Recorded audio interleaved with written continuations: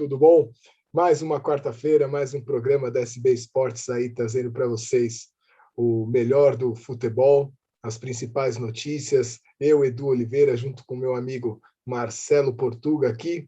Vamos comentar hoje a respeito da 16ª rodada do Campeonato Brasileiro, o jogaço de ontem da Libertadores da América, convocação da Seleção Brasileira, a 17ª rodada, que vai ser nesse final de semana, o mercado da bola e as principais novidades e as impressões que nós tivemos das ligas europeias que começaram esse final de semana. Muito boa tarde, Marcelo. Vamos começar mais um programa aí. Salve, salve. E essa camisa?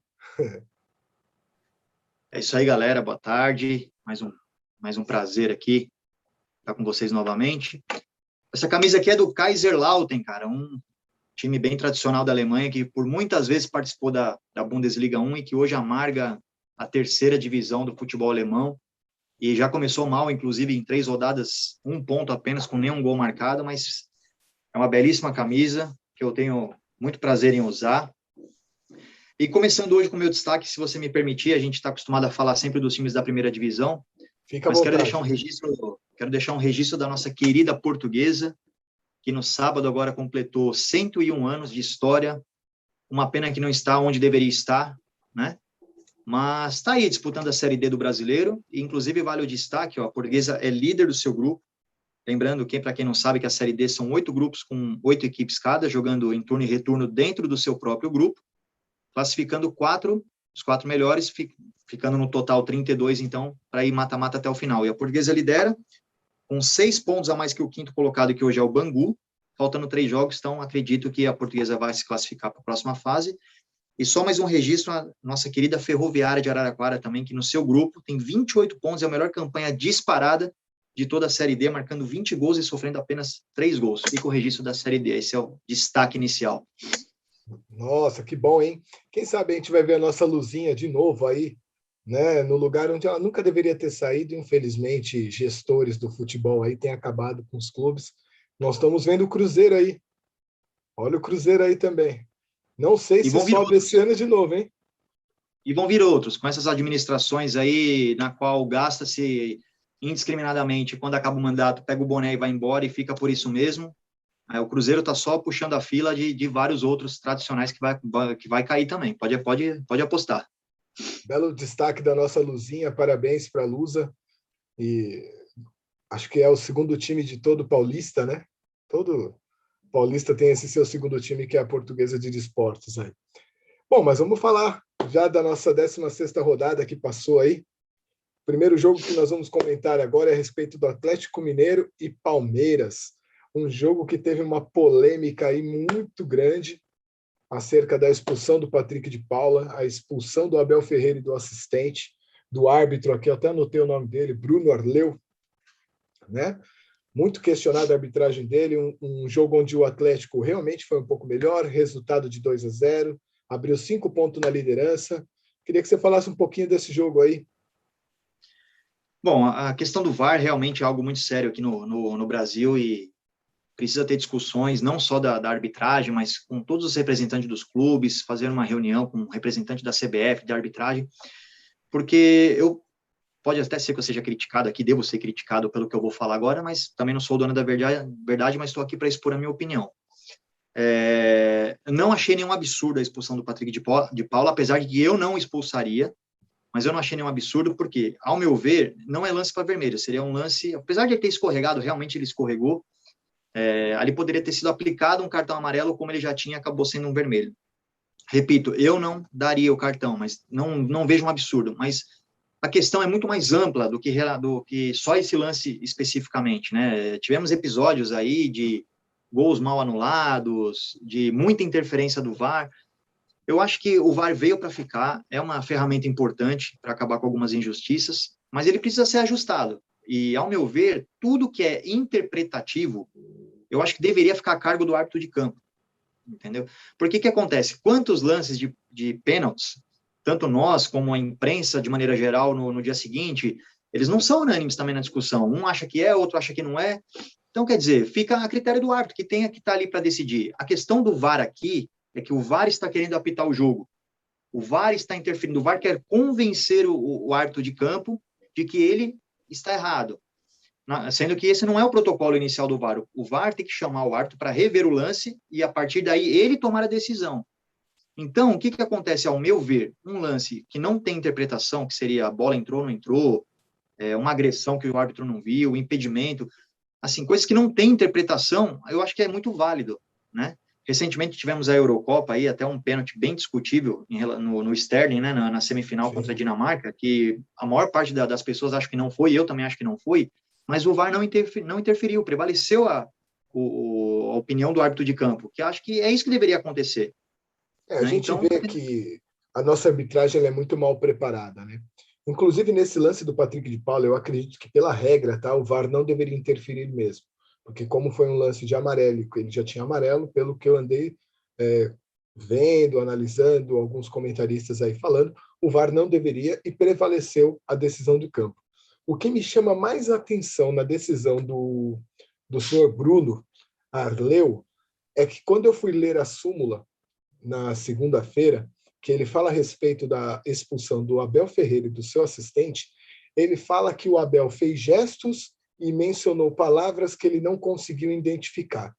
Aí eu te pergunto, se ele não conseguiu identificar, como que ele expulsa com base nos gestos apenas? De fato, a arbitragem é muito mal preparada, né? E muitas vezes os cartões são aplicados devido ao histórico do indivíduo em si, né? O Abel está carregando esse histórico negativo de ter diversas expulsões, assim como o Luiz Fabiano, na época que jogava no São Paulo, também tomava muito cartão, e às vezes lances parecidos com outros jogadores não tinham o mesmo rigor, né? Mas, ao mesmo tempo, eu vejo da seguinte forma, né? A gente está sofrendo uma coisa muito, muito complicada aqui no nosso futebol, que é a falta de lisura de todas as partes, né? É que é muito mais fácil para nós, e para o treinador e para o jogador, incriminar uma pessoa só, que é o árbitro, que também tem a sua parcela de culpa.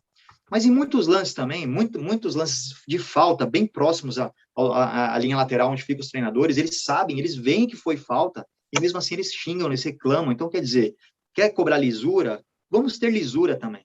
E é algo que está faltando muito aqui no futebol, entendeu? Eu acho que tem que ser profissionalizada. Está tendo agora discussões de uma possível formação de liga, algo que eu realmente acho que não vai sair devido à vaidade dos dirigentes daqui. Cada um pensa em si próprio do que pensar em grupo, pensar no grupo em si.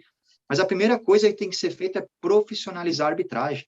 A arbitragem é muito mal preparada e a gente vê cada vez mais erros grotescos, como esse do Patrick de Paula, por exemplo, o gol anulado do São Paulo contra o Palmeiras, outros lances que eu não vou lembrar agora, inclusive, entendeu? Eu acho que não tem maldade, porque todos os times são beneficiados, são prejudicados. Eu acho que tem realmente um mau preparo da arbitragem de maneira geral. Concordo plenamente com você, e um jogo que foi totalmente decisivo, porque 5 pontos num campeonato corrido e disputado como Campeonato Brasileiro já é uma coisa mais complicada com o adversário direto, né? E nesse caso, foram 2 gols do Savarino, um bom jogador, e o Galo assume a liderança do Campeonato Brasileiro. O segundo jogo que eu queria comentar contigo aí é o seu time de coração. Inclusive, o meu palpite foi 1-0 para o Grêmio. E o meu foi 1-1. Um jogo onde o São Paulo teve o maior domínio, né? E o gol saiu bem no finalzinho. Se eu não me engano, o segundo gol foi do Vitor Bueno, é isso mesmo, né? Não, o Vitor Bueno fez o primeiro gol de bola parada, né? Eu acho que o Igor São Paulo Gomes. começou... Igor Gomes, isso. O São Paulo começou bem, inclusive perdeu uma boa chance de gol logo aos 3 minutos, né? E depois tivemos 2 gols na sequência de bola parada, um pouco parecidos até a distância do gol. Do São Paulo estava bem próximo à mesma linha da grande área, do Grêmio um pouco atrás, 2 faltas bem batidas, mas ao meu ver, mais uma bola que era defensável do Volpi, né? Porque foi bem batida, mas foi meio que no meio do gol, assim. Acho que o Volpi tem sofrido bastante gols defensáveis, não chega a ser frangos, mas bolas defensáveis. Mas, principalmente falando do Grêmio, o Grêmio é um caso sério. O Grêmio tem que abrir o olho, porque o São Paulo jogou com o time praticamente todo reserva, né? Jogou, se eu não estiver enganado, só com o Volpi, o Miranda e o Luan, de titular. Depois, na segunda etapa, entrou o Rigoni, entrou o Lisieiro, enfim. E mesmo assim, o São Paulo sofreu poucos sustos, né? Inclusive, eu acho que o 2-1, até levando em consideração, depois que o Rigoni entrou, as chances criadas pelo São Paulo, principalmente com o Reinaldo, que teve um chute de fora da área, que o Chapecó, que é um grande goleiro também, fez uma bela defesa, outra bola na trave, eu acho que o 2-1 ainda, de forma geral, saiu barato para o Grêmio, né? E é preocupante, porque nós estamos se aproximando do final do primeiro turno e o Grêmio com poucos pontos e, pior, pouco futebol. Se eu não me engano, o Grêmio, ele tá, até a quantidade de pontos aqui, deixa eu dar uma olhada, eu acho que tá 7 pontos, né? É isso aí, 7 pontos até o primeiro time da zona do rebaixamento. É uma situação complicada para um time da grandeza do Grêmio, que nós sabemos que tem uma camisa muito forte e já foi campeão brasileiro. E trouxe reforços importantes, como a volta do Douglas Costas, o Borja, e temos nomes muito importantes no Grêmio aí, não justifica realmente o futebol que está jogando, né? Pelo outro lado, o São Paulo dá mais um respiro, né, na fuga do rebaixamento, que acho que realmente não vai brigar aí, mas o Grêmio tem que abrir o olho porque está passando o tempo.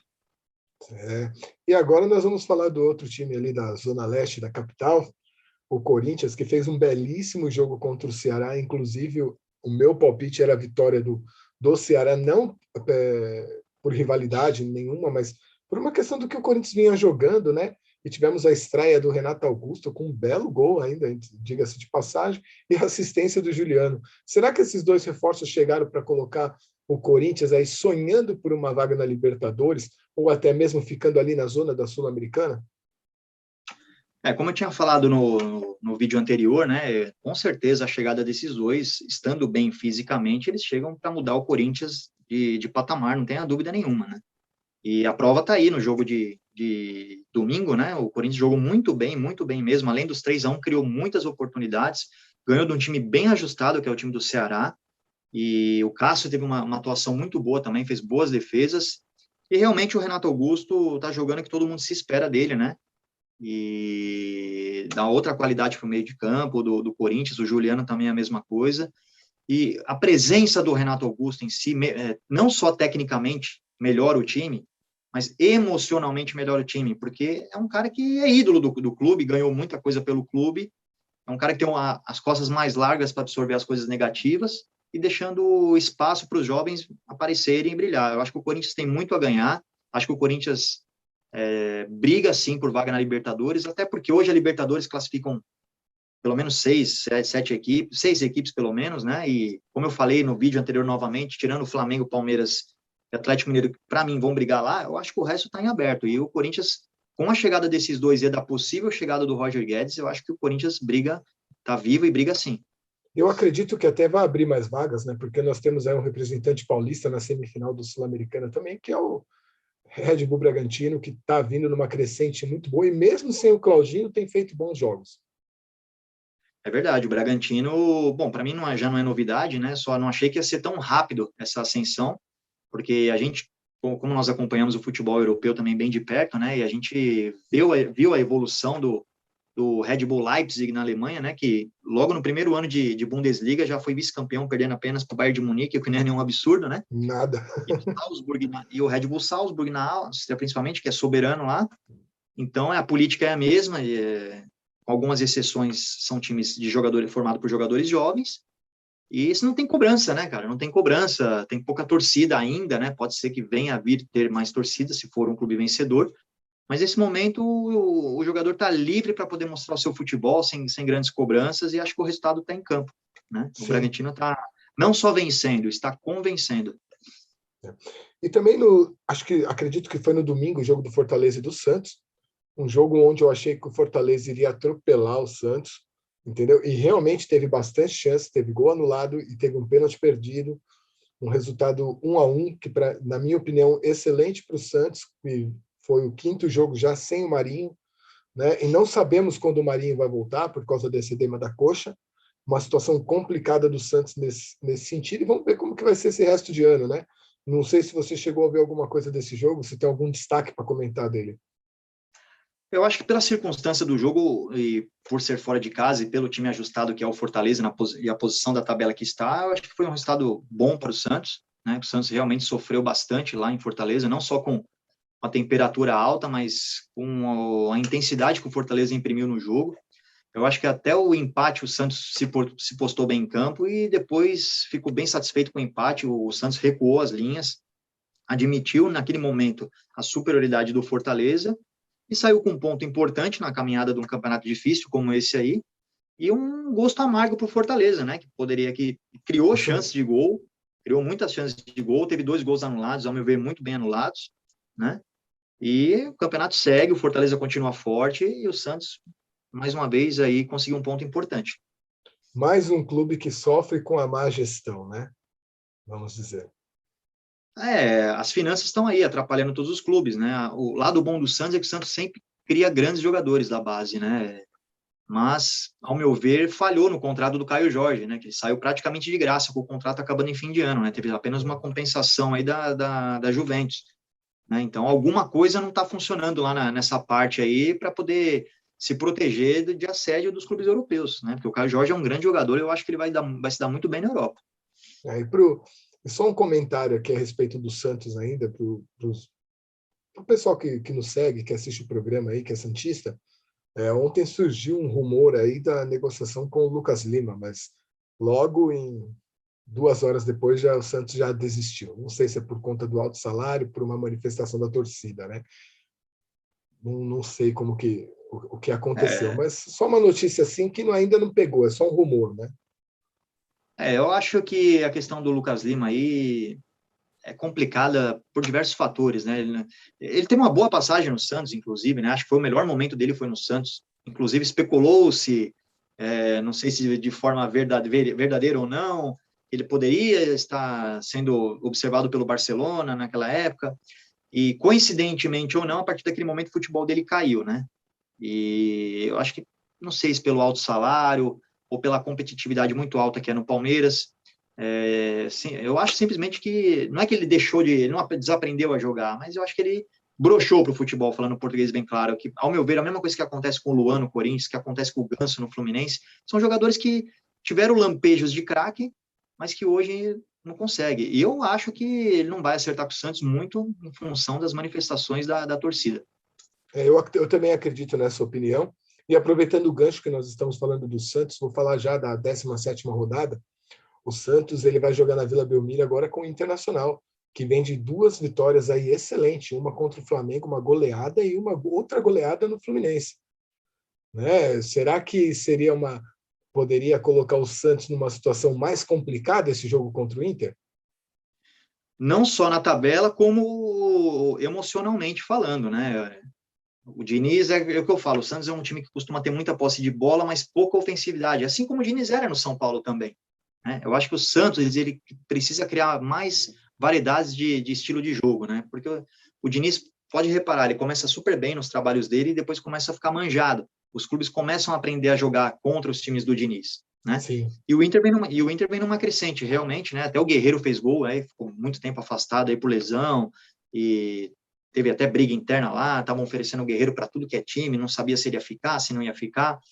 E bom para o Inter que ganha um reforço importante, um cara de peso, um cara de nome, que sabe fazer gol. E a parada é dura para os dois. Acho que tem tudo para ser um grande jogo, um jogo para gols. E vamos ver. Acredito que seja um jogo equilibrado. Bom, legal. O próximo jogo que a gente tem também é um jogo Sport São Paulo, lá em Recife. São Paulo agora, eu acredito. É semana que vem já a Copa do Brasil? Semana que vem, agora o São Paulo tem que juntar os cacos após a eliminação de ontem, que ao meu ver é justíssima. O Palmeiras foi superior, mas isso aí nós vamos falar daqui a pouquinho.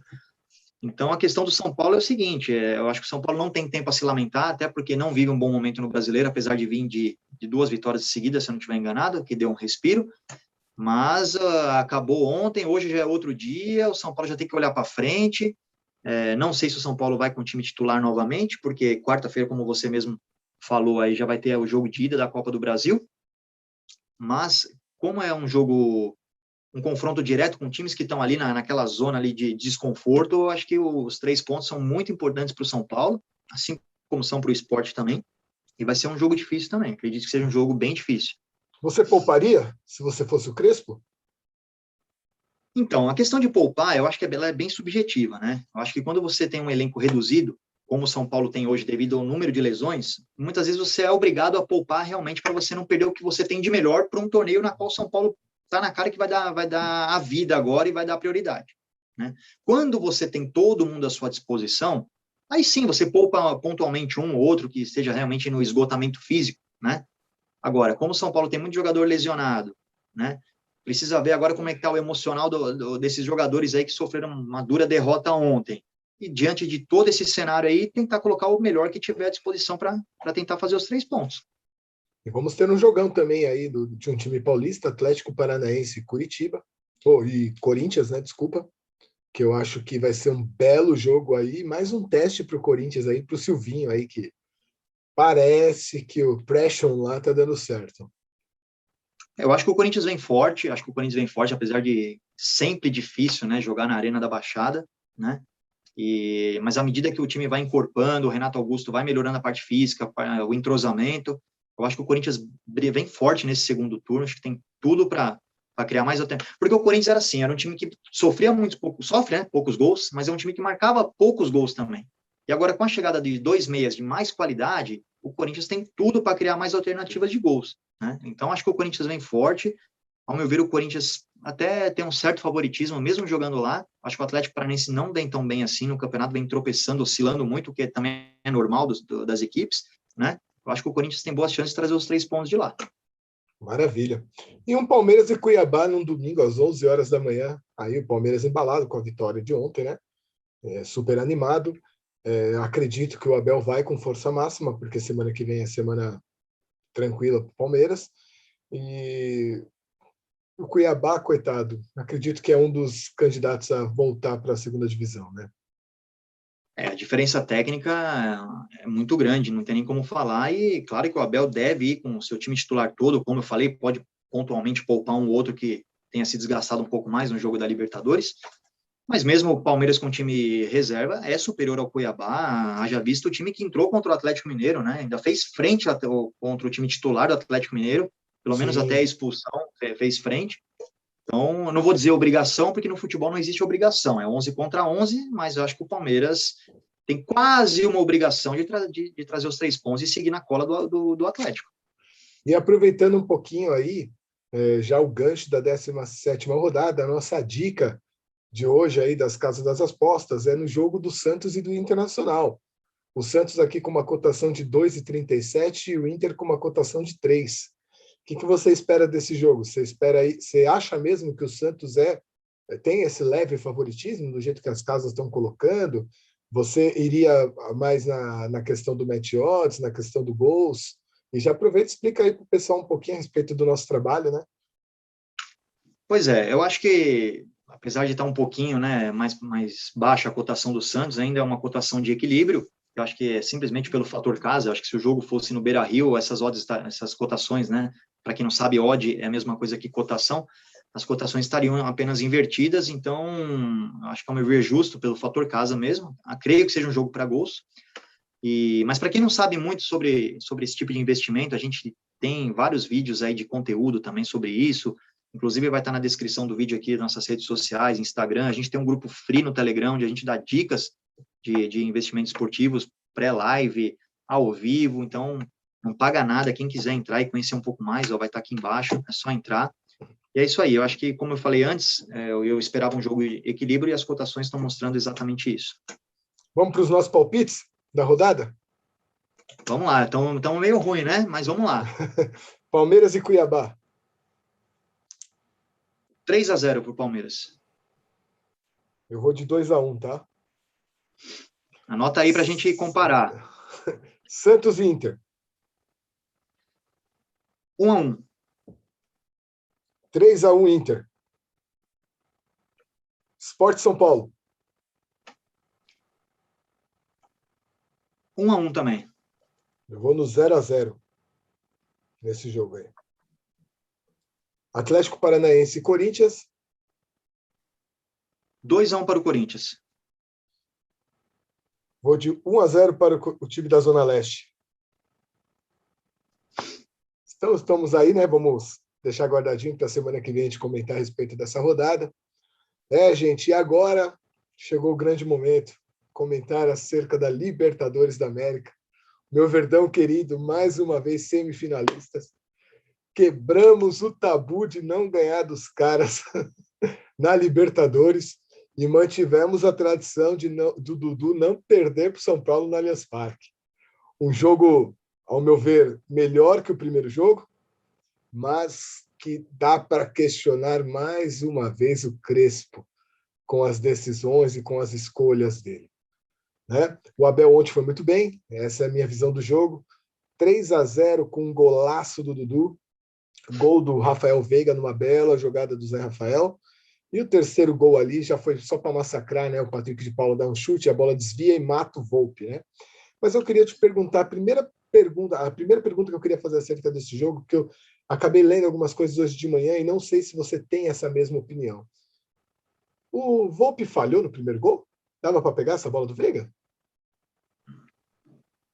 Assim, qualquer bola que vai não tão no canto, que vai no meio do gol, assim, a gente pode falar que seria um lance defensável, mas nesse caso específico, essa eu vou aliviar para o Volpi, porque, pô, cara a cara, um gol daquele tamanho, eu acho que ele poderia ter avançado um pouco mais para tentar fechar mais o ângulo, né? Isso é uma coisa, um defeito crônico do Volpi, eu acho que ele sai muito pouco do gol, ele fica muito pregado ali na linha do gol, e se ele de repente tivesse saído um pouco mais, poderia de repente dificultar ali a visão do Veiga, mas não chego a acreditar assim uma falha, porque foi muito próximo, né? Um chute a queima-roupa, acho difícil também. Acho que não foi. Nessa aí eu vou aliviar para o Volpe, acho que não foi falha. Resultado justo? Justo, justo. Acho que realmente foi muito melhor do que o primeiro jogo, né? Com mais alternativas. Acho que o São Paulo demorou para se encontrar. Quando o São Paulo começou a colocar a bola no chão e se encontrar um pouco no jogo, já estava 1-0 para o Palmeiras, né? Não desmerecendo o Palmeiras, mas se você for reparar, os 3 gols do Palmeiras foram originadas de perdas de bola, de passes bobos no meio de campo do São Paulo. Poderíamos questionar se o Daniel Alves deveria ter feito aquela falta ali antes, que originou o passe do primeiro gol, mas ao mesmo tempo são decisões ali que você tem que tomar em segundos também. Se ele toma um amarelo com 10 minutos de jogo, ia ficar pendurado o jogo todo, enfim, não tem isso, para mim não tem o que é certo e o que é errado. Acho que o São Paulo demorou para se encontrar, o Palmeiras desde o primeiro minuto entrou ligado no 220, tem um belo zagueiro atrás lá, o Gustavo Gomes, dispensa comentários, mas pouca gente fala, a gente está elogiando o Dudu, que fez uma grande partida, o Veiga fez uma grande partida, mas olha, se eu tivesse que apontar um destaque individual do Palmeiras, cara, como joga a bola esse Danilo, cara. Esse cara, ele dá uma qualidade nesse meio de campo do Palmeiras, que muda completamente, ele dá uma dinâmica diferente, ele é um cara habilidoso, é um cara que tem chegado... Aliás, vou fazer 2 destaques, um de cada lado, inclusive praticamente a mesma posição, que é o Danilo no Palmeiras e o Rodrigo Nestor no São Paulo. Esse menino tem futuro. O São Paulo jogou com 3 volantes, só que ele é um volante diferente, ele é um volante que tem chegada na área, inclusive o único lance de perigo do São Paulo no primeiro tempo foi aquela bola que passou raspando o travessão do Everton lá, foi um chute do Nestor, né? Eu acho que ele dá muitas alternativas, dá outra dinâmica para o meio de campo, mas enfim, uma vitória contundente, uma vitória por 3-0, a gente não tem como apontar falhas desse ou daquele, acho que foi uma vitória que premiou o conjunto do Palmeiras, que de fato é mais forte que o São Paulo, né? Mas ao mesmo tempo eu acho que o São Paulo é o seguinte, não é terra arrasada, né? O Crespo tem a sua parcela de culpa, sim, é algo ainda a se explicar a ausência do Benítez, né? E na entrevista após o jogo ele voltou a insistir que a condição física do Benítez não permitiu ele entrar, mas eu tenho uma opinião contrária porque há 4 jogos ele não joga, mas ele está no banco. Então, ao meu ver, se o cara está no banco de reserva, ele está apto a jogar, nem que seja 10, 15 ou 20 minutos, principalmente um jogo desse precisando reverter um placar, né? Então, se ele não está apto a jogar, eu acho que ele não deveria nem ser relacionado para o jogo, porque assim você evita o burburinho da imprensa, evita a torcida ficar criticando, né? Eu acho que tem alguma coisa aí ainda que está mal explicada e nem sei se a gente vai chegar a saber disso, mas de maneira geral, eu ainda acho o trabalho do Crespo bom, diga-se até porque foram 10 mata-matas desde que o Crespo chegou, foi o primeiro que ele perdeu, né? Então, acho que ele resgatou esse espírito competitivo do São Paulo. O São Paulo, há anos atrás, tomava um gol, o time desmoronava em campo. Era um time que não tinha alma, não tinha sangue ele correndo na veia. Hoje não, hoje você vê que é um time competitivo. Agora não vai ganhar sempre e também não vai perder sempre. Perdeu para um grande time, numa quarta de final de Libertadores, acho que é um placar natural, como poderia ter sido ao contrário também, e acho que está tudo bem. É olhar para frente e seguir em frente com o trabalho. E se você fosse um torcedor do Palmeiras e pudesse escolher o adversário, River ou Galo? É complicado falar, né? Porque semifinal de Libertadores você praticamente não tem o que escolher, né? O funil já está bem inclinado para baixo e qualquer um que vier vai ser chumbo grosso, né? O Palmeiras já experimentou o River no ano passado e aliás, foi o melhor jogo do Palmeiras na Libertadores, foi o jogo de ida lá na Argentina, onde o Palmeiras ganhou de 3-0 e sofreu no jogo da volta. O River é um time bem traiçoeiro, joga muito bem fora de casa. Agora, o Atlético, realmente, ele está com um conjunto muito forte, né?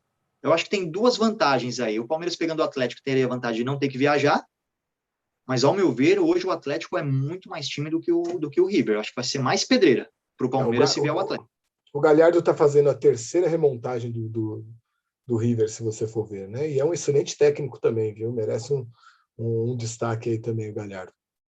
E vamos ver se ele vai continuar, né? O contrato dele acaba agora em dezembro, inclusive teve rumores aí, especulações de que o River estaria sondando o Crespo como um plano B, caso não conseguir renovar com o Galhardo, né? Que com certeza deve ter muitas ofertas aí da Europa, né? E acredito que o futuro dele, eu acho que tudo que ele podia fazer pelo River, acho que ele já fez, acho que ele deveria ir para a Europa mesmo, buscar um time de ponta lá, que eu acho que ele tem mercado, e vamos ver como é que vai seguir. Perfeito. E antes de a gente entrar no próximo assunto aí, eu queria dar um recado para a galera, né? Nós temos aí um grande parceiro que é a Casa Champs, é o pessoal que vende camisas de futebol aí, eles me autorizaram a fazer essa promoção aqui, para vocês que têm interesse em comprar camisa de futebol de time, eles estão fazendo uma promoção hoje aí para nós, 2 camisas por R$ 200, né? Eu vou deixar o link deles aqui embaixo do Instagram, se você tiver um interesse aí, é só você clicar, segue eles lá, conversa com o pessoal bacana, camisa de qualidade, né? E é uma oportunidade que eles estão dando para a gente falar deles aí também, né? E as camisas muito boas, viu? Eu dei uma olhada no Instagram deles aí, até vou encomendar aí, tem uma do PSG lá, branca, com detalhe rosa, que eu achei top. Então, pessoal, não perca essa oportunidade aí, não. É Casa Champs, eu vou colocar o link deles aqui no Instagram aqui embaixo. É só seguir, escolher sua camisa lá, 2 por R$ 200, e faça o seu pedido lá para o pessoal lá, que a entrega é rápida, de 10 a 15 dias está na sua casa. Né, Marcelão? É isso aí. Vamos falar do próximo assunto aí, que é um assunto que eu acho que, ao meu ver, era algo que eu estava ansioso para comentar com você. Convocação da seleção brasileira. Tivemos a convocação do Tite aí, né? Eu estou com ela aberta aqui. Goleiro, Alisson, do Liverpool, Ederson, do City, o Everton, do Palmeiras. Justo? Justo, e com certeza são os 3 que vão para a Copa do Mundo, salvo se algum sofrer alguma lesão grave que impossibilite, e tá na cara que esses são os 3 goleiros do Tite, não adianta, não tem outro. Seu titular, quem seria? Olha, eu acho que são 3 goleiros no mesmo nível. Sinceramente, acho que o Brasil está bem servido, como sempre esteve bem servido, né? Eu acho que o Everton é o melhor goleiro do Brasil aqui, disparado, né? Eu acho que dos 3 ainda, quem está um pouquinho mais em queda é o Alisson, realmente, né? Mas parece que o titular do Tite hoje é o Ederson, né? Vamos ver agora as ligas europeias começando agora, vamos ver como é que eles vão iniciar os seus campeonatos locais. O Everton já vem num ritmo de jogo diferente, né? Vamos aguardar. Mas o Alisson fez um bom jogo sábado do Liverpool, viu? Pegou umas bolas muito difíceis ali, mostrou que vai brigar por essa titularidade aí. Eu acho que a nível de goleiro, independente de quem o Tite escolher ali, a seleção tá bem servida. Nesse ponto, se não for unanimidade aí desses 3, eu acho que é quase uma unanimidade. Defensores, nós tivemos o Militão, do Real Madrid. A novidade é o Lucas Veríssimo, né, do Benfica. Marquinhos, do PSG. E o Thiago Silva, do Chelsea. O que você fala para nós a respeito desses nossos zagueiros aí?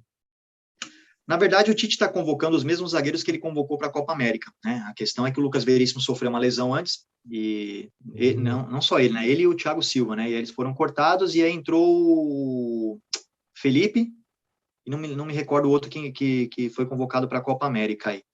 Mas eu acho que é justo, o Lucas Veríssimo vem fazendo um grande campeonato português, desde que chegou no Benfica, ele assumiu a titularidade, já fez alguns gols importantes, ele já vinha jogando bem no Santos, né? Ele já vinha sendo observado desde a época do Santos. Agora, claro que, estando todos em plenas condições, creio que o titular do Tite é o Thiago Silva e o Marquinhos, né? O Militão agora tem tudo para se consolidar também no Real Madrid, com a saída do Sérgio Ramos e do Varane, né? Creio que ele vai ser titular do lado do Nacho. Mas é isso aí, eu acho que também são 4 nomes bons, apesar de eu ainda relutar um pouco em relação ao Thiago Silva, que tem uma história brilhante, não só na seleção, como em todos os clubes que ele passou, mas, ao meu ver, já está ultrapassando um pouco a fase dele, ao meu ver, né? é um grande zagueiro, mas eu acho que tem outros nomes que poderiam ser lembrados. O Felipe é um deles, que vem tendo uma sequência muito boa, já desde a época do Porto, agora no Atlético de Madrid. Enfim, mas são bons nomes. Nas laterais, eu senti falta de um jogador aqui, você pode até falar, né? Temos o Alexandre do Juventus, Daniel Alves do São Paulo voltando à seleção, Danilo do Juventus e o Arana do Atlético Mineiro. Senti falta do Lorde aí. Inclusive o Tite, né, logo após a convocação, deu uma entrevista, né, dizendo que o Lodge foi o único jogador que ele não convocou, que vinha sendo convocado, na qual ele ligou. Ele fez questão de ligar, explicar o motivo que o Lodge não está sendo convocado e deixar bem claro que não foi pela falha que ele teve na final da Copa América, que gerou o gol da Argentina, né, mas que ele também não vem sendo titular, né, no Atlético de Madrid. Ele perdeu a posição recentemente, né, da lateral esquerda. E em contrapartida está vindo o Arana, que fez uma excelente Olimpíada. Eu sempre gostei muito do Arana desde a época do Corinthians. Ele não conseguiu se firmar muito na Europa ainda, talvez pela idade ou pelo sistema de jogo, enfim. Mas voltou para o Atlético, está fazendo uma temporada muito boa pelo Atlético. Acho que é merecida a convocação, apesar de ter dúvida se ele vai jogar realmente, que acho que ele vai começar na reserva, né? O titular do Tite também é o Alexandre. A volta do Daniel Alves mostra realmente que falta renovação em algumas posições e não vejo hoje mesmo um lateral melhor que o Daniel Alves, né? Também não vejo. O Danilo, eu acho que dependendo do adversário, quando você faz um sistema com ele podendo recompor como terceiro zagueiro é interessante, mas eu acho que ele apoia pouco. O Daniel Alves, ao contrário, ele já apoia mais e marca menos também. Enfim, acho que é um equilíbrio, acho que é esse equilíbrio que o Tite busca, né? Você pode reparar que tanto nas duas laterais ele levou um que marca melhor e apoia menos, e o outro que faz justamente o inverso, né? Então, nós temos dois laterais atacantes aí, que é o Daniel Alves e o Arana, e dois laterais defensivos, que é o Danilo e o Alexandre. O meio-campo que veio com algumas novidades, né? E nós temos aí algo que eu queria te perguntar. Nós temos aqui o Bruno Guimarães, do Lyon, Casimiro, do Real Madrid, Claudinho, do Zenit, Everton Ribeiro, do Flamengo, Fabinho, do Liverpool, Fred, Manchester United e o Paquetá, do Lyon. Sentiu falta de alguém aí? Bom, quando a gente fala do meio de campo, a gente sempre vai lembrar do Gerson, né? Que realmente ele merecia ser testado, mas nessa convocação específica, eu acho que até tem uma certa compreensão, pelo menos eu tenho uma certa compreensão, porque o que acontece? Ele acabou de mudar do Flamengo para o Olympique de Marseille, né? O campeonato francês começou agora, se eu não estiver enganado, foram 2 rodadas, mas eu acompanhei os 3 amistosos que o Olympique fez antes, na pré-temporada, inclusive o Gerson marcou gols em 2 deles, mas nesses 3 jogos, especificamente, o Gerson jogou em posições diferentes. No primeiro jogo, ele jogou mais como um 10 mesmo, mais caindo para o lado esquerdo, armando as jogadas, inclusive ele fez o gol. No segundo jogo, ele já jogou mais como ele jogava no Flamengo ali, como um segundo volante ali, né? Mais de contenção com saída de bola. E no terceiro jogo, ele já jogou mais aberto na direita como um segundo atacante. Então, acho que o Sampaoli ainda está experimentando onde ele pode extrair melhor do Gerson. E acho que o Tite está guardando isso, né? Podemos questionar se ele deveria chamar antes, quando ele estava no Flamengo? Sem dúvida. Acho que o Gerson tem qualidade para até ser titular da seleção, né? E agora o resto dos nomes, acho que também não tem grandes mudanças. Acho que o Bruno Guimarães também vai ter a sua oportunidade, fez uma bela Olimpíada, né? O Claudinho a mesma coisa, e vamos ver como o Claudinho se comporta agora no Zenit. Agora, assim, pelos outros nomes, está na cara que a seleção para a Copa do Mundo já tem seus 15, 16, 17 nomes. Perfeito. Prontos, né? E as outras 5, 6 vagas estão em aberto. Eu acho que a espinha dorsal do Tite é isso aí. Acho que Casemiro, Fred, Everton Ribeiro, Paquetá são nomes certos. Eu acredito que agora o que mais se questiona do Tite é a frente, né? Onde ali nos atacantes ele convocou o Gabigol do Flamengo, o Jesus do City, Neymar do PSG, a grande novidade que é o Rafinha do Leeds, né? Richarlison do Everton e o Roberto Firmino. Será que não tinha uma vaguinha aí pro Hulk nesse ataque? Poderia. Eu acho que o Hulk está sendo observado pelo campeonato que está fazendo, né? Eu acho que pode até ser que com a seleção se classificando antecipadamente, que vai acontecer com bastante rodada de antecedência, o Tite vai ter datas aí para poder experimentar outros jogadores. Gostei dessa novidade do Rafinha, apesar de não acompanhar muito ele de perto, né? Eu lembro dele quando começou no Avaí, e ele joga, assim, ele é um driblador que joga na ponta, né? E coincidentemente ele entrou no lugar do Cebolinha, né? Que realmente não vem fazendo uma boa temporada, já ele ainda não se encaixou no sistema do Benfica, lá não é o mesmo Cebolinha que a gente viu no Grêmio, Acho válida essa alternativa que o Tite está tentando, de um jogador que tem uma função mais ou menos parecida.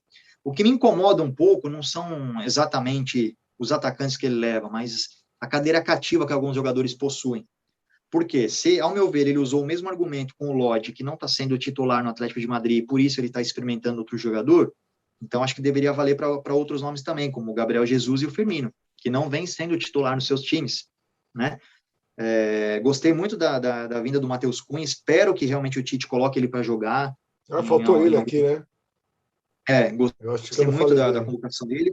Eu acho que ele foi um dos melhores jogadores da seleção na Olimpíada. Acho que ele dá muita alternativa, ele tem presença de área, ele sabe sair da área também, sabe fazer um pivô, e é um cara porte físico bom. Eu acho que ele dá boas alternativas para o Tite aí. De maneira geral, gostei da convocação.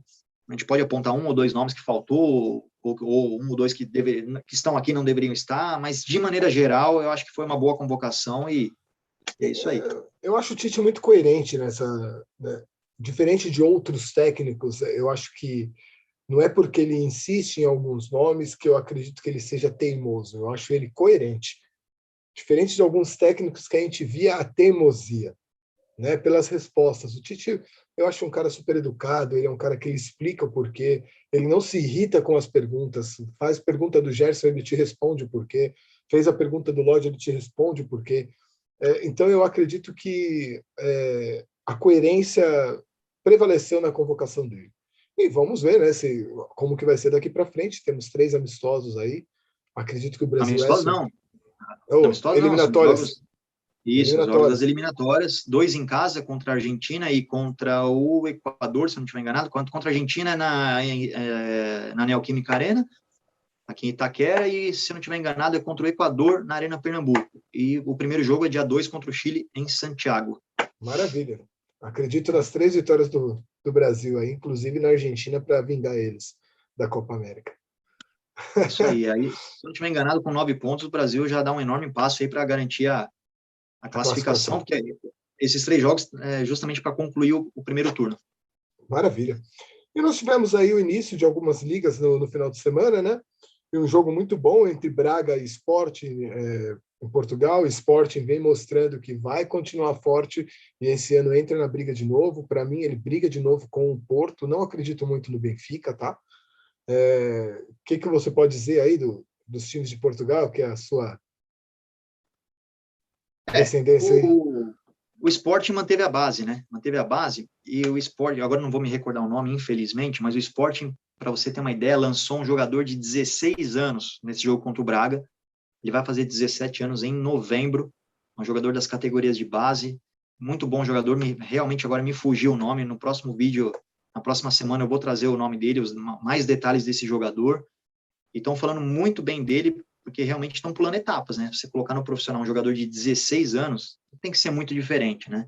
Uhum. Então, o esporte vem forte, vai ser sempre os mesmos que vão brigar, o Porto, o Benfica. Os 2 primeiros jogos do Benfica eu gostei, menos agora contra o Aroca, mas o primeiro jogo acho que o Benfica jogou muito bem, só não fez mais gols porque teve a expulsão também e atrapalhou. Mas acho que vem forte os 3, vão brigar cabeça a cabeça com o Braga ali correndo por fora. Como na Alemanha, né? Que nós tivemos o Bayern e o Dortmund aí. O Bayern ainda empatou, mas empatou com um belo time do Mönchengladbach, né? Num jogo que poderia ter saído muitos gols. E o Dortmund acabou aplicando uma goleada com o hat-trick aí do Haaland, né? Cometa Haaland. É isso aí. Também vai ser os 2 que vão brigar junto com um RB Leipzig, né? Apesar que o Leipzig agora sim é o treinador, vamos ver como é que vai se comportar. Acho que com um empate com o Gladbach também é natural, o primeiro jogo da temporada, muito jogador vindo de férias, ainda não está na sua melhor forma física, mas o Bayern já mostrou que é um time forte ontem mesmo, né? Na final da Supercopa aí, ganhou do Borussia Dortmund, que tá difícil aí fazer frente ao Bayern de Munique, né? Joga como nunca e perde como sempre, né? E o Bayern imprimiu um jogo muito forte, muito intenso. O Lewandowski tem uma presença de área absurda. E o Bayern é o maior favorito ao título novamente, não tem como. E vai ser favorito na Champions League também, junto com outras 3 ou 4 equipes. Na Inglaterra, nós tivemos um clássico aí entre Tottenham e City, onde eu vi um time do Tottenham muito bom, diferente daquele Tottenham do Mourinho, né? tivemos, acho que é o Nuno, né? Que era do Wolverhampton, que tá. No Espírito Santo. Que time foi esse? Pensei que o Tottenham ia fazer 1-0 e ia sentar no placar. E quem diria, hein? O Quem Manchester diria? Super City. Quem diria? E eu acho que aí também tem um fator extra, que é justamente mostrar para o Harry Kane, falar aqui, ó, olha o time que você está querendo deixar e olha para onde você vai, né? Então, claro que isso não é um recado óbvio, não é um recado direto para o Harry Kane, mas não deixa de ser um recado indireto para ele. O Tottenham jogou Claro. muito bem do início ao fim. Eu acho que o Son aí é um excelente jogador, cara. É um cara que tem pouca mídia, mas esse cara joga muita bola, muita bola. Ele é o principal nome do Tottenham, já não é de hoje, né? Claro que ele divide os holofotes aí com o Harry Kane, com o Lucas, era até então com o Gareth Bale também, mas o Que, Son diga-se de é muito... passagem, o Lucas fez uma excelente partida. Para mim, um dos melhores em campo também, viu? Eu acho que o Tottenham tem um belo time, tem um time bom. É uma pena que não vai disputar a Champions League, né? E nem a Liga Europa, né? O Tottenham ficou, se eu não estiver enganado, em sexto ou sétimo lugar na última Premier League, vai disputar essa nova Liga da Europa e a Conferência da Liga Europeia, que não deixa de ser um balde de água fria para um time que aspira a outras conquistas, né? Mas eu acho que na Premier League é um time que vai brigar na parte de cima. Não sei se tem time para ser campeão, mas é um time para estar ali entre os 4, 5 primeiros, como sempre. O Manchester United atropelou. Vimos um Chelsea fazendo um bom jogo, 3-0, né? E o Chelsea vem forte, grande candidato ao título da Premier League, junto com o Liverpool também, que voltou diferente. Aquela zaga lá, aquele número 4, esqueci o... Van Dijk. Voltou, né? E você vê que é diferente o Liverpool com ele. Virgil van Dijk, o Liverpool sofria muito na parte defensiva, né? Era um time que criava muita alternativa, mas deixava muito espaço atrás. O Liverpool perdeu o Hinaldo, né? Que era uma referência no meio de campo ali, perdeu para o Paris Saint-Germain. É um time praticamente igual da Premier League passada, vamos colocar aqui com um ano mais velho, né? Tem três belíssimos atacantes, né? Porque tanto o Diogo Jota como o Salah e o Mané dispensa comentários, e mesmo o Firmino também, que sempre entra também no decorrer dos jogos. Eu acho que o Liverpool sempre vai ser candidato, né? E agora com o retorno do Van Dijk, melhora muito o seu sistema defensivo. Ao meu ver, tem os dois melhores laterais do mundo, que é o Alexander-Arnold lá e o Robertson, né? Isso. Manchester United muito forte também, agora com a chegada do Varane e do Sancho já, e a permanência do Cavani, do Bruno Fernandes. O Chelsea, acho que a cereja do bolo realmente foi a chegada de um camisa 9 de respeito, que é o Lukaku. Já tem um belo time o Chelsea, vai ficar muito mais forte. Para mim, é o maior candidato hoje, junto com o Manchester City, ao título, né? E é isso, temos tudo para ter uma Premier League de primeira qualidade. Perfeito. Esse final de semana temos alguma liga que começa aí, para a gente fazer um comentário rápido? Temos o Campeonato Italiano, né? Que vai voltar. Aí eu não lembro o jogo, a primeira rodada exatamente, mas com alguns times se reforçando, né? A Inter de Milão perdeu o Lukaku, mas trouxe o Hakan Çalhanoğlu, que era o camisa 10 do Milan, do seu rival Milan, né? Um jogador turco, muito bom jogador, né? A Roma, né? Agora, inclusive, além de trazer o Mourinho, trouxe o camisa 9 do Chelsea, lá, o Abraham, né? Isso. Que acho que, ao meu ver, é bom para os dois lados, porque o Abraham vai ter muito pouco espaço no Chelsea e ele chega no Roma para jogar, para ser titular. Né? Para ser titular. E como eu falei no vídeo passado, acho que o maior reforço da Liga Italiana foi a espinha dorsal dos jogadores que compunham a seleção italiana na Euro, que foi a atual campeã, permanecerem, né, nos seus clubes, né, o Insigne, o Locatelli, o Berardi, o Ciro Immobile, a dupla de zaga da Juventus. Então, acho que também o italiano promete. E como a gente aproveitou para fazer um mix entre o mercado da bola e as ligas europeias, e aí, Mbappé, o que você tem a dizer? Renova? Eu sei que ele vai ficar essa temporada, né? Mas você acha que eu já vai não sei se ele vai renovar? ficar essa temporada, né? Eu já estou em dúvida se ele vai ficar nessa temporada. Tudo indica que ele quer sair mesmo e o destino é certo, que é o Real Madrid. Ao meu ver, o futebol dele encaixa perfeitamente com o que o Real Madrid precisa, né? Assim, o Mbappé, ele quer um time competitivo. Ele tem agora esse time competitivo no Paris Saint-Germain, mais do que competitivo, né? Um time favorito a ganhar tudo, né? Só que, por outro lado, também, ele não... O que acontece? O Neymar, ele saiu do Barcelona porque, por mais amizade que ele tenha com o Messi, ele não queria ser coadjuvante do Messi. Ele queria ser o protagonista, né? E o Mbappé, por sua vez, ele não quer ser mais coadjuvante do Neymar. E agora ele tem tudo para ser coadjuvante do coadjuvante, porque agora temos o Messi também. Então, por um certo por um lado, é compreensível ele querer sair, ele quer ser o dono do time, ele quer ser o protagonista, e tem futebol para ser, né? Então, fica a expectativa agora, a janela ainda está aberta, vai até 31, né, de agosto, até lá muita coisa vai acontecer, e vamos ver, se ele sair, é para o Real Madrid, isso aí não tem outra alternativa. Vamos ver, cenas do próximo capítulo. Tivemos a chegada do Diego Costa ontem em Minas Gerais, né, para assinar com o Atlético, bom reforço? Ótimo reforço, né, o Diego Costa é um centroavante fazedor de gols, sempre jogou em clubes de ponta na Europa, e acho que até pelo nível técnico que é o futebol brasileiro e o time que o Atlético está montando, ele tem tudo para aumentar aí a sua conta de gols aí no seu currículo, né, fazendo dupla com o Hulk. Eu acho que o Atlético vem forte, vem bem forte aí. Agora é administrar o vestiário, né, o Cuca, né, administrar, achar espaço para todos esses jogadores jogarem, né, e ao mesmo tempo não deixar o sistema defensivo desguarnecido. Mas é um Atlético forte, com o Diego Costa. Eu tenho mais 2 apontamentos só, né? Nós estamos com o nosso tempo aqui já esgotando. Infelizmente, foi um bate-bola muito legal. Tenho aqui o Davi Luiz, rumores no Atlético Mineiro, e o Coutinho na Lazio. O Davi Luiz, esse rumor do Davi Luiz já esteve mais quente há algumas semanas atrás, né? Parece que agora deu uma esfriadinha, porque não é um cara barato, apesar de já ser um cara já se aproximando de fim de carreira, não é um cara barato, né? E o Atlético Mineiro já está disponibilizando muito dinheiro aí para Hulk, para Diego Costa, então não sei se há caixa para tudo isso, né? É um grande jogador, para nível do Brasil ia agregar muito, né? Mas eu acho que essa notícia agora já deu uma esfriada. E o Felipe Coutinho na Lazio, sinceramente, acho que seria uma boa para ele, no futebol italiano, um futebol que hoje voltou a ser ofensivo, né? Ele é um jogador dinâmico, ele é um jogador agudo, né? E acho que o Barcelona reforçou muita gente aí, né? Onde ele joga, na posição que ele joga. E ele já tá meio queimado lá com a torcida. Eu acho que seria uma boa para ele ir para Lazio. Eu gostaria de ver ele na Lazio. Maravilha. Que bacana esse mercado da bola aí. Vamos ver, né? Enquanto não fecha a janela, a gente vai ter algumas coisas para comentar. Sem dúvida, até 31 de agosto, principalmente no último dia, que sempre na Europa reserva grandes surpresas, né, nas transferências no último dia. Vamos ver, vamos aguardar. Que beleza. Cara, eu queria me despedir de você. Foi mais uma honra aí estar participando junto com você, comentando sobre futebol. Eu queria que você desse o seu tchau para a galera aí. É isso aí, Edu. Mais uma vez, muito legal. O tempo passa que a gente nem percebe, né?